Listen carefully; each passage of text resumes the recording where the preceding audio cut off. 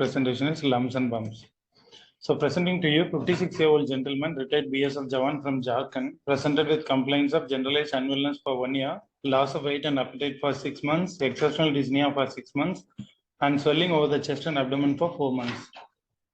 Elaborating the history, he was well before 1 year. After that, he noticed generalized unwellness in terms of easy fatigability and loss of interest in any activities, whatever he is interested in. History of loss of appetite and loss of weight of about 7 kg over the last 6 months, and he had history of exertional dyspnea for the last 6 months. He has to stop breath when walking at his own pace, and his effort tolerance has reduced to less than 500 meters. He also noticed small swelling in front of chest and left upper abdomen 4 months back. The swelling rapidly increased in size of about 7 to 8 centimeter, associated with minimal pain while pressing and which is not mobile. No complaints of difficulty in swallowing, stridor, early satiety, or discharge from the swelling. There is no history of night sweats, evening rise of temperature, or chronic cough. No abdominal pain or change in bowel habits or yellowness of eyes. No history of decreased urine output or blood in urine. No history of recurrent URTI or bleeding tendencies. Palpitation or tremor. No history of seasonal exacerbation of breathlessness, wheeze or chest pain, No history of difficulty in walking. No history of frequent urination or thirst. No history of headache, nausea, and vomiting. No history of mental irritability and confusion. No history of joint pain or any other bodily pain. No history of previous fractures or surgery in the past. No history of blood transfusion or Ayurvedic medicine intake. He is not a smoker or ethanol consumer. No other comorbidities. He is a married gentleman having 2 children. He has 2 brothers and 1 sister. No similar complaints in the family. Examination. His conscious oriented sitting comfortable, not in distress. Examination revealed pallor and bilateral pitting pedal edema. No icterus, cyanosis, clubbing, or any other enlarged nodes. JVP was not elevated. Breast and thyroid was normal. Vitals were stable and systemic examination were within normal limits. Local examination of the swelling, a hard bony swelling arising from the sternum of size 8 x 5 cm, which is non-mobile, non-pulsatile. Skin over the swelling was normal, no discoloration, sinus or discharge. No bruit heard over the swelling, and mild tenderness was there on palpation. A similar swelling of same size present over the left lower ribs. After obtaining consent from the patient, we have taken photos. This is the first swelling in front of the sternum, and the second swelling which is on the left lower ribs. Differentials.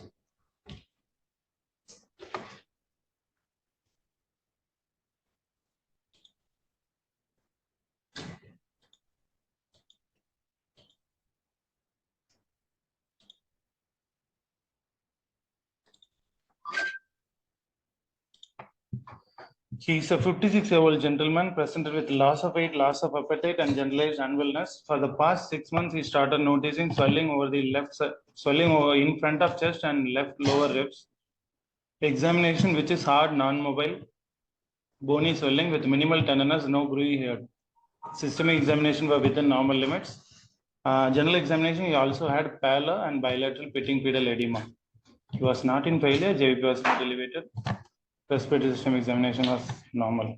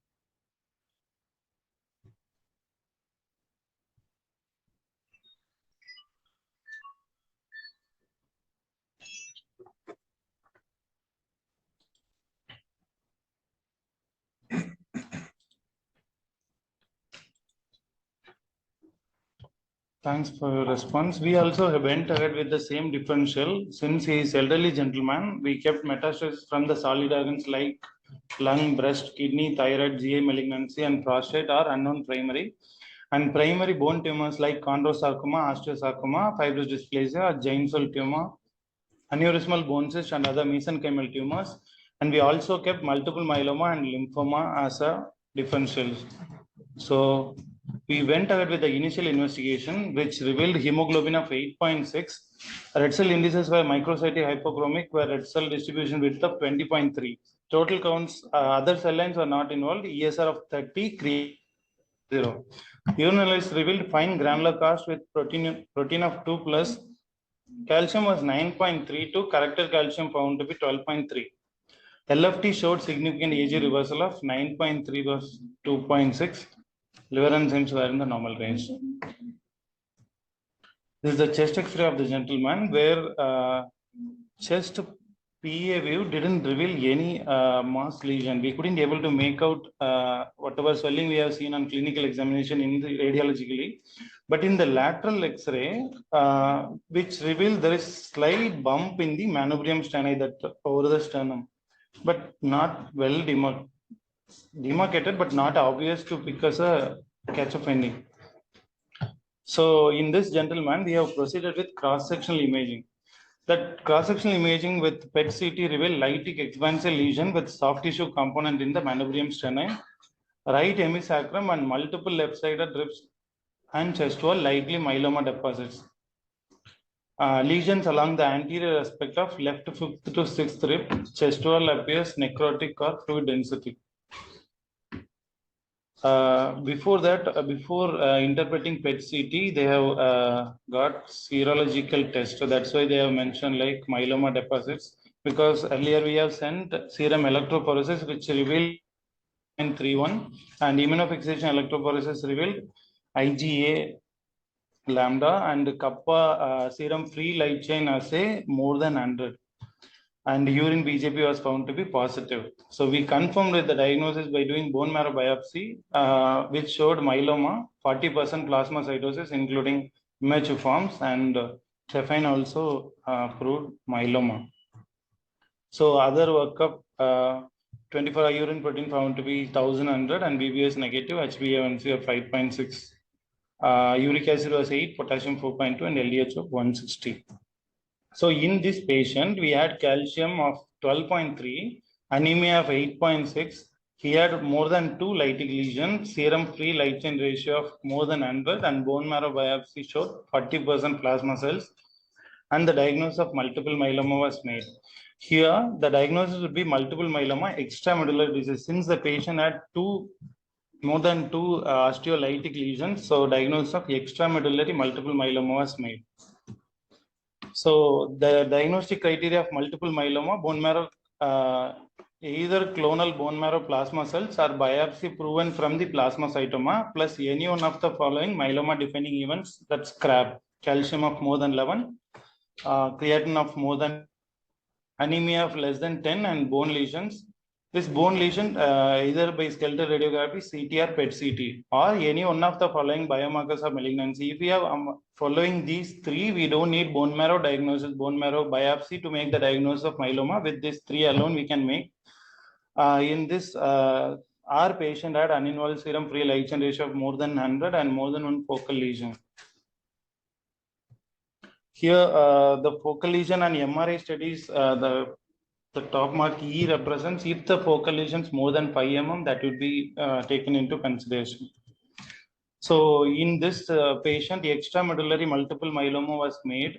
The definition for the diagnostic criteria is presence of extramedullary disease in a patient who is meeting the definition of multiple myeloma.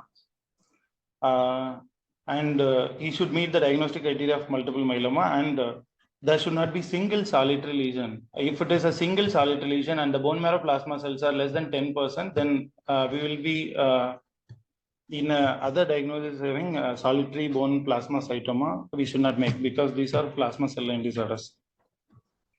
So treatment of multiple myeloma, it's based on cytogenetics. If the T50 and the patient will go for conventional chemotherapy regimen, that is high body, which we are using commonly. But if the TP53 is mutated, then we will call resistant myeloma, having poor prognosis, and other agents involved in the management would be daratumumab, pomalidomide, and elotuzumab. But despite giving this regimen also, prognosis is not favorable. So our patient, we did cytogenetics fish TP53, which is 100% negative. So we have went ahead with SciBody protocol, which was started on 25th of September. Patient received cycloplasma 550, dexamethasone 40 mg OD for 4 days and bortezomib. He was planned for bone marrow transplant after 4 cycles of chemotherapy. Usually, we will go for bone marrow transplant if the patient age is less than 60. Our patient is less than 56, and we discussed with disease prognosis and the cost, and he opted to choose treatment in fellow CMC only. So second cycle of SciBody already started. Here the cycles would be minimum for adequate disease remission. 3 cycles required. 1 cycle contains 4 pulses. Each pulses contain the this initial 3.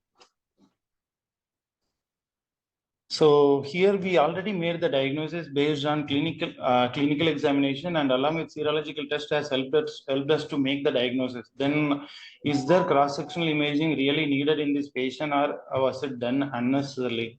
Could it have been avoided?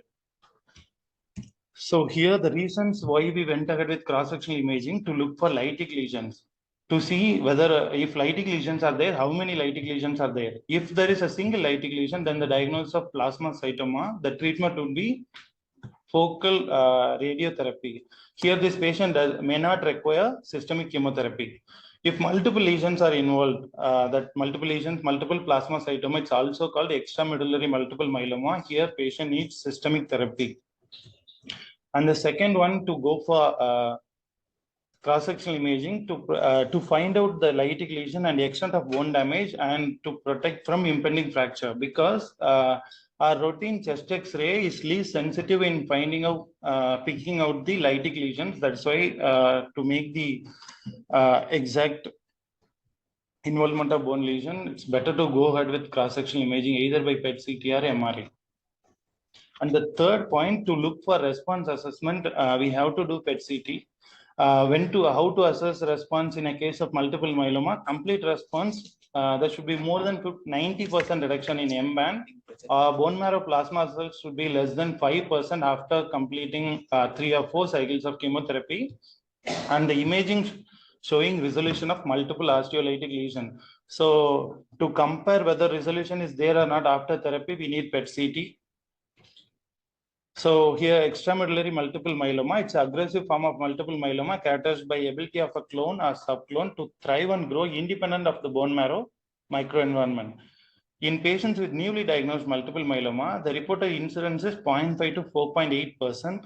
In refractory cases, the incidence is 3.4 to 14%. The prognosis is poor and considerably worse than multiple myeloma without soft tissue plasmacytomas. So we went ahead with literature review for extramedullary disease and multiple myeloma. It's a systematic review. Tonie, can I interrupt you? It's running late. So can you just wind up sure. Maybe a minute or 2? Minute. Yeah. So literature review, patient of extramedullary multiple myeloma, extramedullary disease can be present with visible or palpable masses. However, imaging techniques usually needed. The incidence is earlier, the incidence of extramedullary disease is low because earlier we didn't have the option of going PET-CT. We did with conventional X-ray alone. So a lot of, when the emergence of new imaging techniques, the incidence of diagnosis also has improved. So as per International Myeloma Working Group, PET-CT should be performed if we are suspecting the diagnosis of extramedullary myeloma. So here is the incidence. Incidence is on the lower side, 0.5 to 3.7. Treatment outcomes, prognosis poor in case of extramedullary multiple myeloma. 5-year overall survival is 63% in case of bone-related plasmacytoma, whereas 80% in plasmacytoma without those who are in myeloma without plasmacytoma.